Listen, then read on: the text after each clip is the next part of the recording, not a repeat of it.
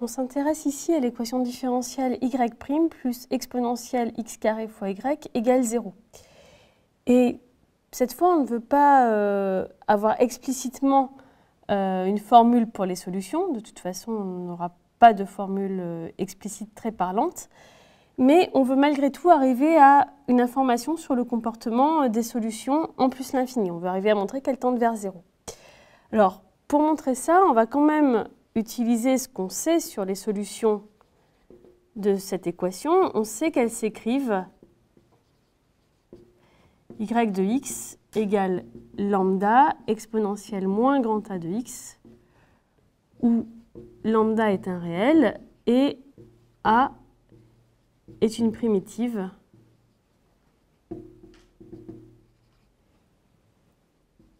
de exponentielle x carré. Alors par exemple, on peut choisir a de x égale l'intégrale entre 0 et x de exponentielle t2 dt, qui est bien une primitive de exponentielle x2. Alors, on n'a pas d'expression plus parlante que ça pour cette primitive, mais ça va nous suffire pour montrer que nécessairement y tend vers 0 en plus l'infini. En fait, ce qu'on va montrer, c'est que exponentielle moins grand A de x tend vers 0. Alors pour cela, déjà, on remarque que, puisque c'est une exponentielle, c'est toujours positif. Et ensuite, on va obtenir un encadrement, donc il nous manque ici la majoration. Pour majorer exponentielle moins grand A de x, il faut en fait minorer grand A de x. Et on va remarquer que si x est positif, grand A de x, qui est donc par définition l'intégrale entre 0 et x de exponentielle t2 dt, on peut le minorer par la chose suivante. Ici, en fait, l'exponentielle, c'est l'exponentielle d'une quantité positive, puisque c'est exponentielle t carré. Donc, c'est toujours supérieur ou égal à exponentielle 0 qui vaut 1.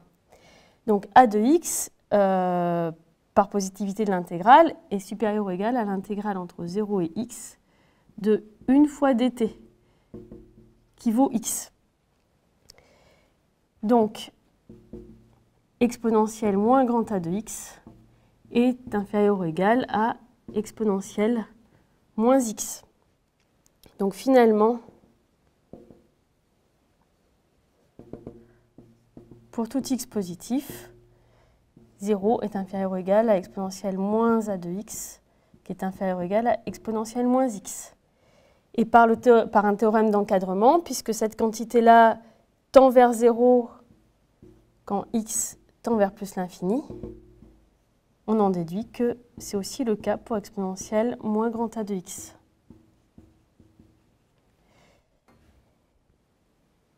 D'où toute solution tend vers 0 en plus l'infini.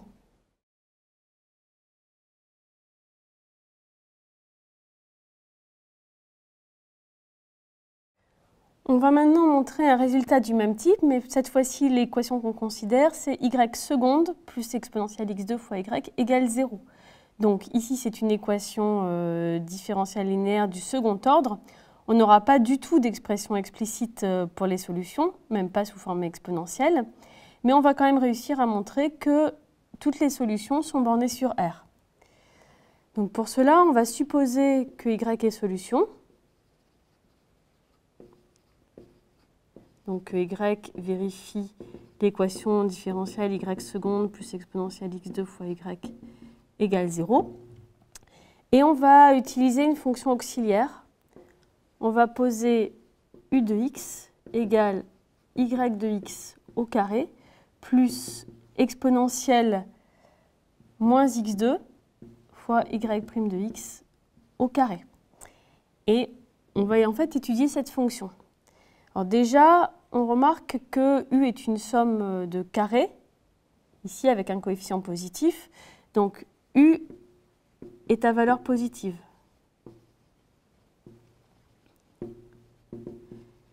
Et puis on remarque aussi que y de x au carré est donc plus petit que u de x, puisqu'on lui a ajouté un terme positif. Autrement dit, pour tout x, valeur absolue de y de x est inférieure ou égale à racine de u de x. Et en fait, ce qu'on va montrer, c'est que u de x est une fonction bornée sur R, ce qui nous donnera que y est forcément borné. Alors pour cela, on va faire son tableau de variation. Déjà, u est dérivable, puisqu'on cherche y de classe C2. Donc ici, y est C2, y' est C1, donc u est aussi de classe C1. Et on peut déterminer l'expression de sa dérivée. U' de x, c'est donc 2y' de x, y de x, plus exponentielle moins x2, fois 2y seconde de x, y' de x, moins 2x exponentielle moins x2, y' de x, au carré. Alors maintenant, on va utiliser le fait que y est solution de l'équation différentielle. Donc ici, y seconde, en fait, c'est égal à moins exponentielle x2 y. Donc ici, les exponentielles vont se simplifier. On s'aperçoit qu'on a deux fois le même terme, mais ici avec un signe moins. Donc ces termes-là disparaissent. Et finalement, u' de x vaut moins 2x exponentielle moins x2, y' de x au carré. Donc ici, y' de x au carré, c'est positif, exponentielle moins x2 aussi. Et donc, le signe de u' de x, c'est le signe de moins 2x. Donc, on peut faire le tableau de variation.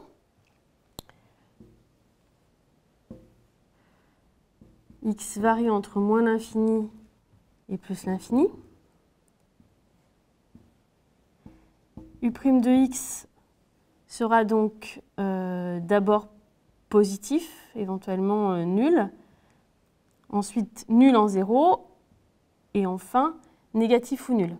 Et donc, la fonction u est d'abord croissante, puis décroissante. Donc, on voit ici sur le tableau de variation que pour tout x, u de x est inférieur ou égal à u de 0. Autrement dit, u, comme elle est aussi à valeur positive, u est borné sur R. Donc maintenant, si on reporte ici dans l'inégalité qu'on avait obtenue, on a montré que pour tout x, valeur absolue de y de x est inférieure ou égale à racine de u de 0.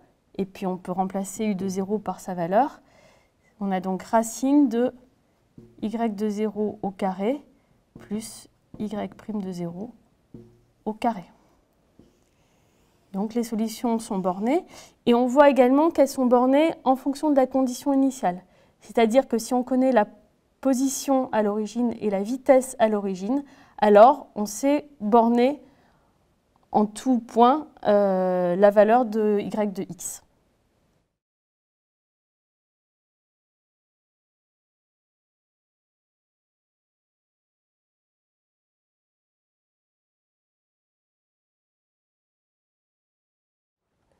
Voyons un exercice du même type. On part d'une équation différentielle linéaire d'ordre 2 à coefficient constant, sans second membre. Et on va trouver une condition nécessaire et suffisante sur les coefficients a et b pour que toutes les solutions soient bornées sur R. Alors, on va d'abord supposer que toutes les solutions sont bornées sur R.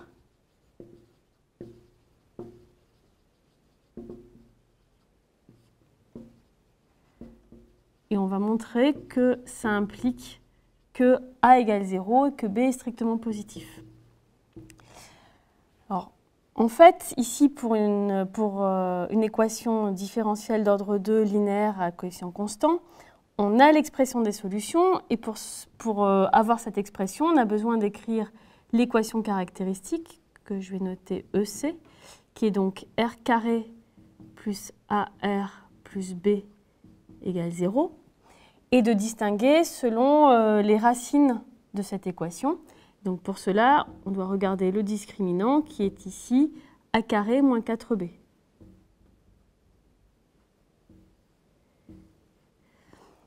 Le premier cas de figure, c'est si delta est strictement positif.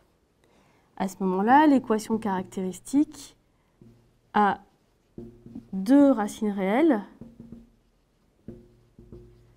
distinctes, alpha et bêta, et E a pour solution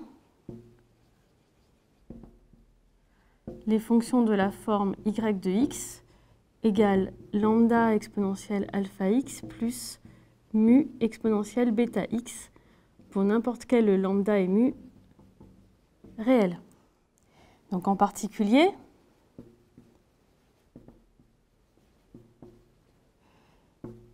les fonctions exponentielles alpha x et exponentielle bêta x sont solutions. La première pour lambda égale 1 et mu égale 0, et la seconde pour lambda égale 0 et mu égale 1. Or, ces fonctions sont bornées sur R.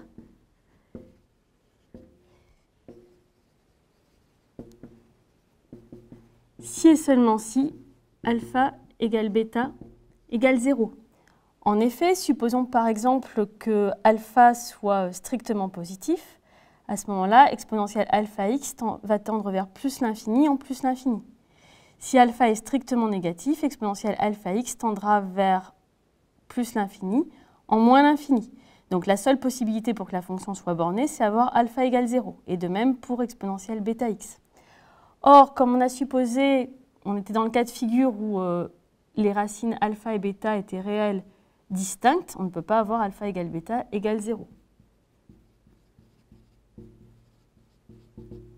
Ce cas-là est donc impossible.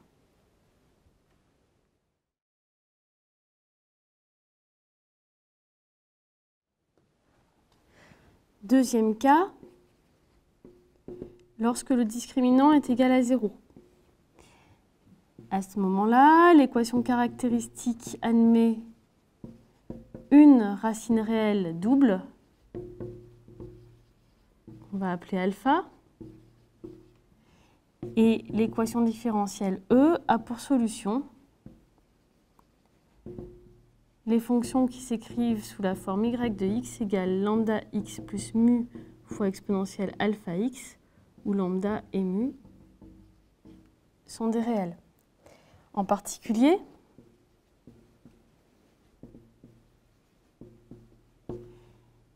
x exponentielle alpha x est solution. Mais cette fonction n'est jamais bornée sur R, quelle que soit la valeur de alpha. En effet, si par exemple alpha est strictement positif, exponentielle alpha x tend vers plus l'infini en plus l'infini, et donc x exponentielle alpha x aussi. Si alpha est strictement négatif, alors exponentielle alpha x tend vers plus l'infini en moins l'infini, et donc cette quantité-là tend vers moins l'infini en moins l'infini. Et si alpha égale 0, on a simplement la fonction qui a x associe x, qui n'est évidemment pas bornée sur R. Donc finalement, cette fonction n'est jamais, quelle que soit la valeur de alpha, bornée sur R. Conclusion, ce cas de figure est impossible.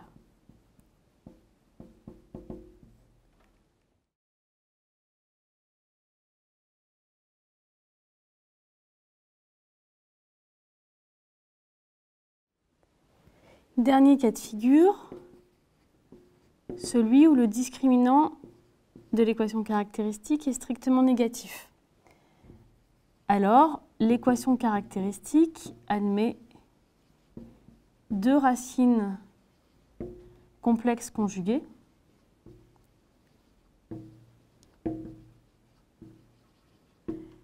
Donc alpha plus ou moins i bêta, où alpha et bêta sont réels et bêta est non nul.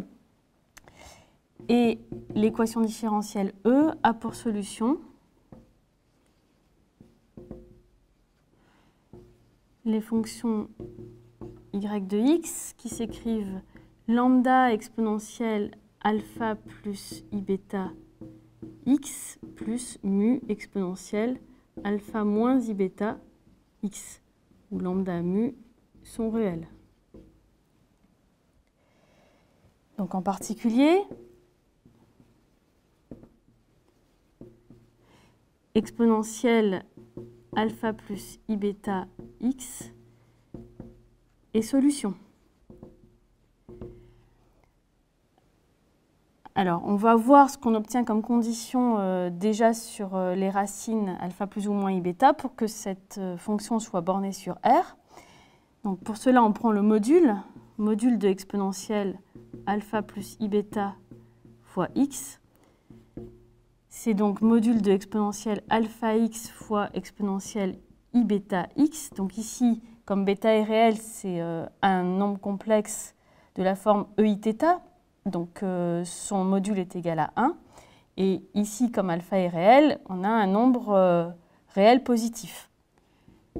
Donc le module, c'est exponentielle alpha x. Donc on se retrouve un peu dans un cas qu'on a déjà étudié. Si alpha est strictement positif, cette quantité tendra vers plus l'infini en plus l'infini. Si alpha est strictement négatif, elle tendra vers plus l'infini en moins l'infini.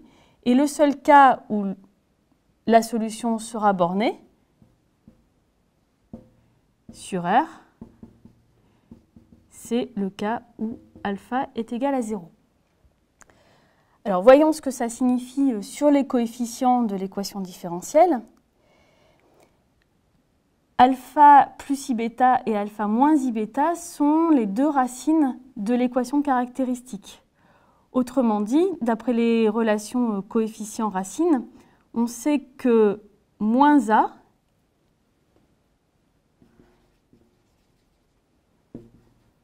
est la somme des deux racines de l'équation. Donc ça vaut alpha plus i bêta plus alpha moins i bêta, c'est-à-dire 2 alpha.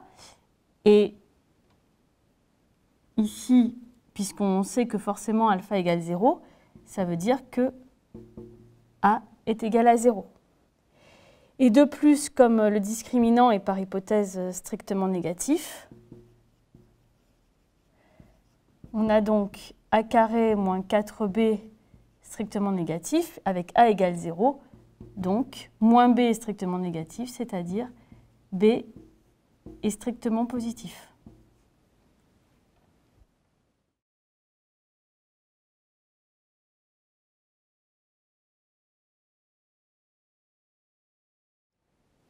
On vient donc de montrer que toutes les solutions de E sont bornées sur R, impliquent que A égale 0 et B est strictement positif. On va maintenant montrer la réciproque.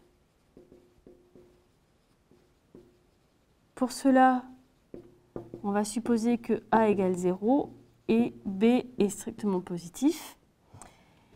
Donc l'équation différentielle qu'on est en train de considérer, ça devient y seconde plus 0 fois y prime plus b fois y égale 0, où b est strictement positif. L'équation caractéristique associée, c'est donc r carré plus 0 fois r plus b fois 1 égale 0, avec b strictement positif. Et elle admet donc deux racines complexes conjuguées qui sont plus ou moins i racine de b. Donc E a pour solution les fonctions y de x. Dans ce cas, on va utiliser la forme trigonométrique qui permettra d'obtenir tout de suite le résultat. Y de x égale grand A cosinus racine de b fois x plus grand B sinus racine de b fois x, où A et B sont des réels. Et on voit tout de suite, puisque le cosinus est compris entre moins 1 et 1, et le sinus aussi, que ces solutions sont bornées sur R, et cela quel que soit le choix de A et B. Conclusion. On a montré que toutes les solutions de l'équation différentielle y seconde plus ay' plus by égale 0 sont bornées sur R si et seulement si A égale 0 et B est strictement positif.